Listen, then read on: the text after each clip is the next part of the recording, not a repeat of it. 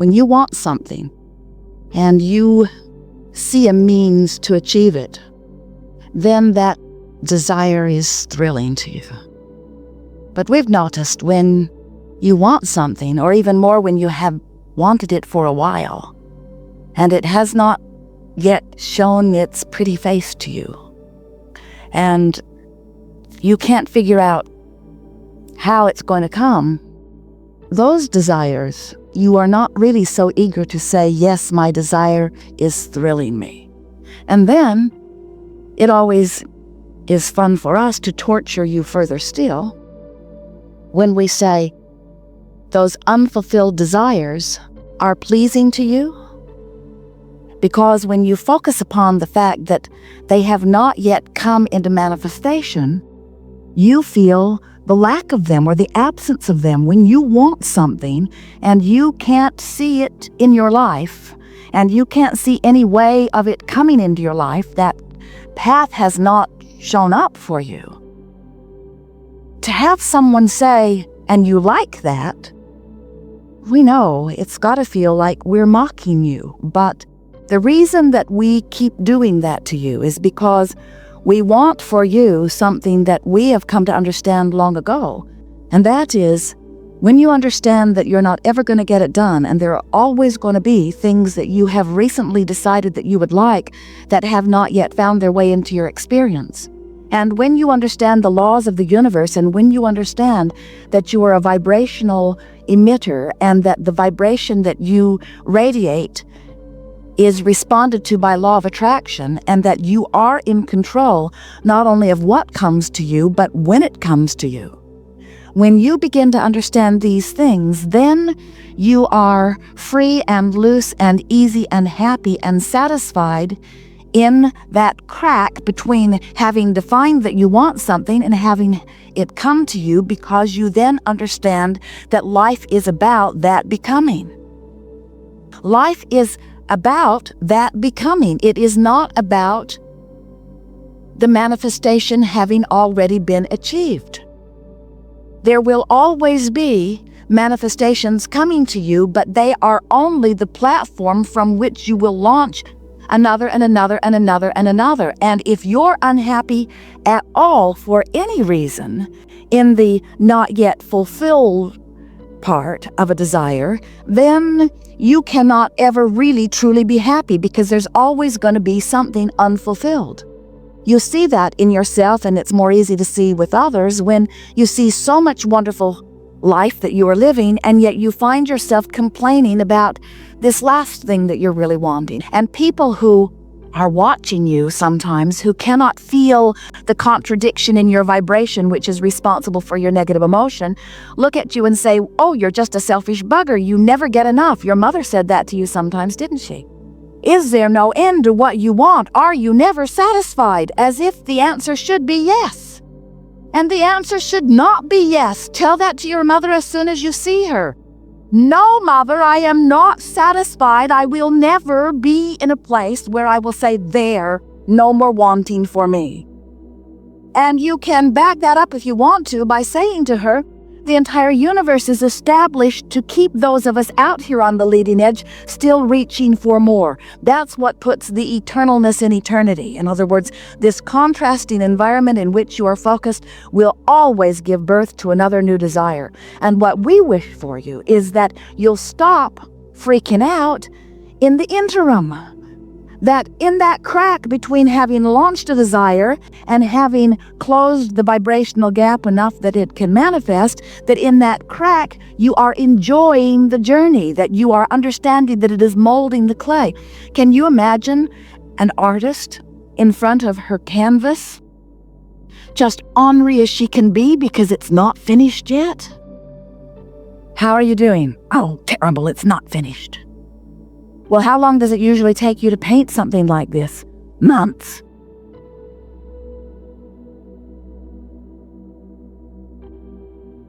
It's just miserable until I get it finished. Can you imagine yourselves on a vacation saying, I'm going to go to this city and this city and this city and this city and this city and this city, and then I'm going to come back home?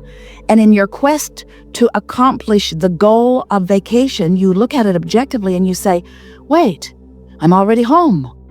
Why go? Vacation achieved. I can check it off my things to do today list. No point in putting myself through all that trouble of going to all of those places when I'm just going to end up back home. And we say, how did you get so ended-oriented? How did you get so, I must have the manifestation? When did you lose your zest for the joy of the journey? We can tell you when you lost it. You lost it in the moment that you were focused upon something that you wanted from an attitude that you could not have it. You lost your zest for the joyous journey when the journey was one vibration and the drum you were beating was another, because that's a miserable state of being. We don't blame you for not wanting to shout yes at that, but that's not what we're asking you. We're not saying, friends, has contrast caused you to launch rockets of desire? And do you have a clear vision of what it is you want? And you say yes. And then the next question we never ask is, and are you constantly observing where you now stand in relationship to it and noting how far away your destination is? That's not what we're asking. We're saying, have you launched rockets of desire through the contrast that you're living? And you say, oh boy, have I. And we say, and do you know that you have filled your vibrational escrow full of all kinds of wonderful things that are in the process of becoming for you? And you say, oh yes, that is life-giving. And then we say, and are you learning how to focus upon what is becoming? Are you making the best of things? Are you playing the positive what-if game? Are you looking for positive aspects? Are you notice the things that are working in your life? Are you filled with anticipation about the wonderful unfolding of this?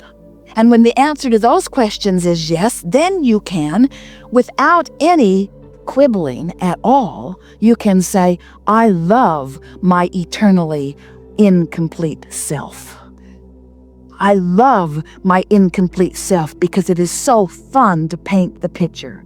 It is so fun to dream the dream. It is so fun to live the contrast and give birth to something and know I'm not there, me, vibrationally yet, but that the potential of it is alive and well.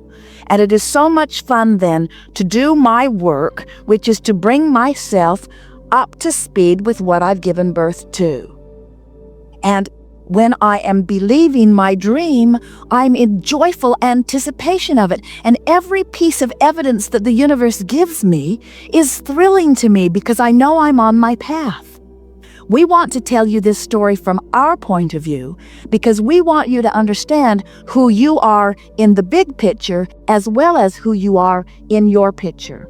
And in telling you this story, it is our desire that you will understand that it is all one in the same picture. And you are playing more parts in this picture than we think you have been understanding or giving yourself credit. So here is how it goes. You were, before you came into these magnificent bodies, non-physical energy, consciousness, God source, whatever you want to give the label, you are eternal consciousness. And from that non-physical point of view, you said, I want to go forth into the leading edge, time-space reality called planet Earth, and I want to enjoy the contrast which I know will give birth to constant new desires and preferences for me. And I love the idea of doing that, you said. We remember, and we told you we would remind you. I know I will enjoy doing that because in the birthing of that desire, the natural processes of the universe will come to play. I'll give birth to it, and here's the part we think you have forgotten. I will give birth to it, and the non-physical part of me will immediately become vibrationally the new idea that my physical life has carved out for me. Did you get that? So in your physical body, you live experiences which cause you to prefer something beyond what you are right now living. Even the cell in your body is doing that. The one-celled organism is doing that. The genius human is doing that. The magnificent beasts are doing that. Your life causes you to prefer just beyond where you are currently living. It is the nature of expansion. So, you give birth to this rocket of desire, and immediately Source, the non-physical part of you, which is the larger part of you, immediately becomes completely one with that desire. So when we say to you that 99% and more of every creation is complete before you see the manifestation of it or the physical evidence of it, that's what we mean. In your idea of wanting more, Source becomes it, and then Source, blessed Source, calls you toward it. So in your physical body, you now have the work of closing the gap between the contrast that made you want it. And think about it. You always know more clearly what you do want when you're living what you don't want. So you launch really good preferences. But then most of you, instead of then turning your undivided attention to this new preference and talking about what it is you want and why you want it and imagining it and filling it in with things you've lived like it and getting anticipation going about it, most of you instead keep pointing out that you're not there yet. I'm over here, you say. And it's almost as if you're trying to justify how much you want it by pointing out how much you don't have it. So you complain about where you are while your vibration and your creation are being tended to lovingly in your vibrational escrow by source energy, by your inner being, by all that is non-physical. And that non-physical part of you is already living it because the idea that you gave birth to is so understood vibrationally and so understood in terms of what is potential and what is possible that source energy embraces it and becomes it instantaneously. And your work is to close that gap. Your work is now to bring yourself into vibrational alignment with that new image. Now, the reason that we speak it to you in such clear terms is because we are wanting you then to understand that Source, who has already become this idea that you have launched, is calling you toward it. The question that this seminar is approaching is, can you hear the call? So, you might say, okay, I'll close that gap so that I can get what I want. And we would say, fine. But we would rather hear you say, I close that gap because the more I close it, the better I feel. And the better I feel, the more I am who I am. When you get into vibrational alignment with who you are, now you are living your fulfilled dream. You are fulfilling your reason for being. Now you are being the physical extension of source energy. Now everything's come into place for you. Now your life really begins. When you become one with the loving source that is you, and you deal with the details of life and keep concluding new improvements for you, that's exactly what you said you were coming forth to do. Some will say, toward what end? We say there is no end. I know, Abraham, but why would I want to do this? Because it feels good. No, really, why? I know it might feel good, but aren't I proving something? Aren't I earning something? Well, you're coming into alignment with who you are.